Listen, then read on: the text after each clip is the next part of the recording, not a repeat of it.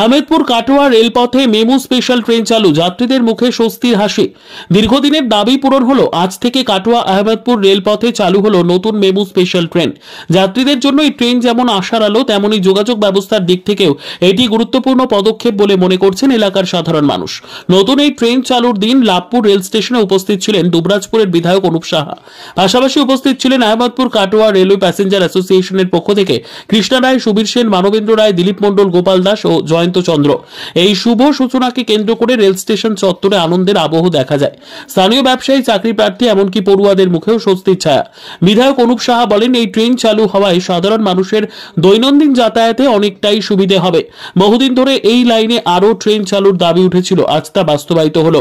Passenger অ্যাসোসিয়েশনের প্রতিনিধি কৃষ্ণা রায় বলেন, আমাদের ধারাবাহিক চেষ্টার ফলে আজ এই রেল চলাচল শুরু হয়েছে। আমরা রেলের কাছে কৃতজ্ঞ। এই নতুন ট্রেন পরিষেবা শুধু দৈনন্দিন যাত্রীদের নয়, পুরো অঞ্চলের যোগাযোগ ব্যবস্থার উন্নতিতে বড় ভূমিকা নেবে বলেই মত স্থানীয় বাসিন্দাদের। বীরভূম থেকে কার্তিক ভান্ডারীর রিপোর্ট, তারাপীঠ টিভি।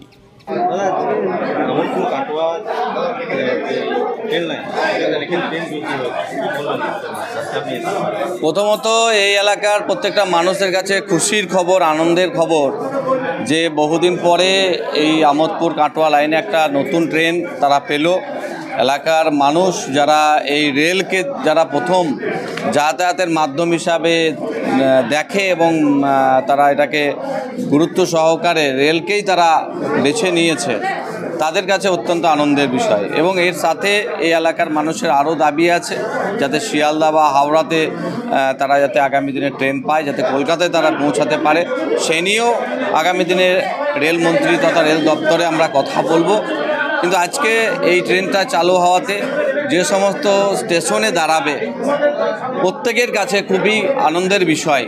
কারণ নতুন একটা ট্রেন পাওয়া মানে প্যাসেঞ্জার যারা যাতায়াত করে যে ট্রেনে ভিড় হয়, সে ট্রেনের ভিড় অনেকটা হালকা হবে। কারণ কি আছে, যদি টাইমে ট্রেন চলে, ট্রেনের সংখ্যা বাড়ে, অটোমেটিক্যালি প্যাসেঞ্জারদের কমফোর্টেবলি তারা কিন্তু যাতায়াত করতে পারবে।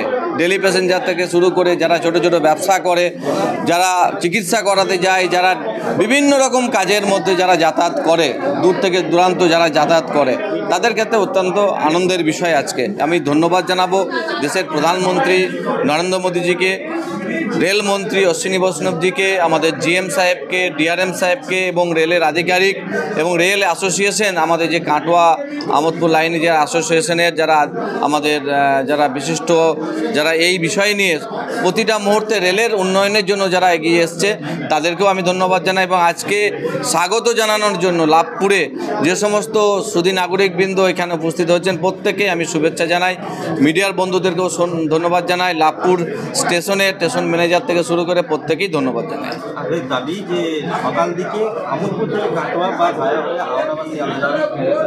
এই বিষয় নিয়েও আমরা কথা বলবো, যাতে আগামী দিনে এই যে দাবি তারা করছে সেটা যাতে তাদের সমাধান হয়, সেই বিষয়ে যথাশীঘ্র আমরা ডিআরএম থেকে, জিএম থেকে, রেলমন্ত্রী যেখানেই কথা বলা হোক না কেন, আমরা এই নিয়ে কথা বলব। বিভিন্ন রেল স্টেশনে এখনো পর্যন্ত পর্যাপ্ত কোনো স্টাফ নেই, যে কারণে প্রায় টিকিট কাউন্টার অনেক প্রায় বন্ধ, টিকিট কাটতেও পারে সাধারণ। সেই জন্য রেল বিভিন্ন ধরনের বিজ্ঞপ্তি দিচ্ছে। আপনারা জানেন যে হাওড়া ডিভিশনেও এখন বিজ্ঞপ্তি দিয়েছে, যেখানে যেখানে এখন যে টিকিট কাউন্টার, সেই টিকিট কাউন্টারের জন্য বিভিন্ন রকম বিজ্ঞপ্তি, সেখানে সাধারণ মানুষরাও তারা অ্যাপ্লিকেশন করতে পারে অনলাইনের মাধ্যমে। তার মাধ্যমে বিভিন্ন জায়গায় যে টিকিট কাউন্টার হচ্ছে, তার মাধ্যমে টিকিট কাটার ব্যবস্থা আছে। আমরা চাইব তারও যে ব্যবস্থা, সেই ব্যবস্থাতে মানুষ যাতে এগিয়ে আসে এবং তার সুবিধা যাতে মানুষ পায়।